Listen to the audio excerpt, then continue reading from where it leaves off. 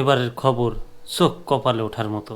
চীনা সহযোগিতায় সামরিক শক্তি অর্জনের দুয়ার খুলছে বাংলাদেশের সামনে। ভারত এমনি বাংলাদেশকে ছোট করে রাখার চেষ্টা করছে, সেই জায়গায় চীনা সহযোগিতায় যদি আবার সামরিক শক্তি দুয়ার খোলে, ভারতের তো আরও সর্বনাশ। এমনিতেই মিথ্যা চিত্তা দিয়ে বাংলাদেশকে দমাতে পারছে না। কালবেলার খবর বিস্তারিত পড়ব।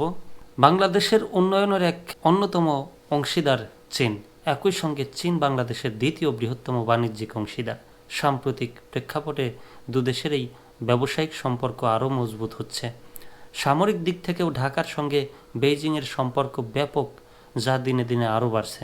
চীনের সাথে বাংলাদেশের এই ক্রমবর্ধমান অর্থনৈতিক ও সামরিক সম্পর্ক এখন ভারতসহ প্রতিবেশী অনেক দেশের জন্য চিন্তার কারণ হয়ে দাঁড়াতে পারে। এই যে একটু আগে বললাম যে ভারতের চিন্তার বিষয়। 1975 সাল থেকে চীন বাংলাদেশের আধুনিক কূটনৈতিক সম্পর্কের শুরু। এই সম্পর্কের সূচনা করেছিলেন বাংলাদেশের তৎকালীন রাষ্ট্রপতি জিয়াউর রহমান।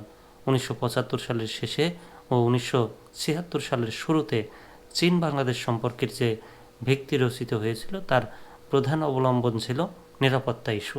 শুরুতে ঢাকা বেইজিং সম্পর্ক সামরিক রাজনৈতিক বলয়ের মধ্যে বৃত্তাবদ্ধ ছিল। ফলে স্বাধীনতা উত্তর বাংলাদেশের সঙ্গে চীনের সম্পর্কের প্রাথমিক সূত্র তৈরি হয় অস্ত্র সরবরাহের মধ্য দিয়ে। সময়ের সঙ্গে সঙ্গে এই সম্পর্ক বাণিজ্য সহ নানামুখী অংশীদারিত্বের সম্পর্কে পৌঁছায়। পাশাপাশি বাংলাদেশ চীনের জন্য হয়ে ওঠে আঞ্চলিক রাজনীতির অন্যতম ভারসাম্যবিন্দু। ফলে বেইজিং সবসময় ঢাকাকে কাছে রাখার প্রয়োজনীয়তা অনুভব করেছে। 5 আগস্ট হাসিনার পতন হওয়া মাত্রই চীন নবগঠিত ইউনূস সরকারের সঙ্গে গভীর সম্পর্ক রাখার প্রত্যয় ব্যক্ত করে। ডক্টর মোহাম্মদ ইউনূসের ক্ষমতা গ্রহণের পর গত 12 অক্টোবর দুটি চীনা যুদ্ধজাহাজ শুভেচ্ছা সফরে বাংলাদেশ ঘুরে যায়। হাসিনার পতনের পর চীনা কর্তৃপক্ষ হাসিনা বিরোধী রাজনৈতিক দলগুলোর সঙ্গে বৈঠক করতে থাকে। চীনের সঙ্গে বাংলাদেশের ঘনিষ্ঠতা বৃদ্ধির সবচেয়ে বড় আলামত হলো প্রধান উপদেষ্টা ডক্টর মোহাম্মদ ইউনূসের আসন্ন চীন সফর। আগামীকাল 26 মার্চ 4 দিনের রাষ্ট্রীয় সফরে চীন যাচ্ছেন তিনি। প্রধান উপদেষ্টার এই সফরকে গুরুত্বপূর্ণ মাইল ফলক হিসেবে দেখা হচ্ছে। ধারণা করা হচ্ছে এই সফরে দেশটির সঙ্গে সামরিক ও অর্থনৈতিক সহযোগিতার পাশাপাশি গুরুত্ব পেতে পারে তিস্তা ইস্যুও।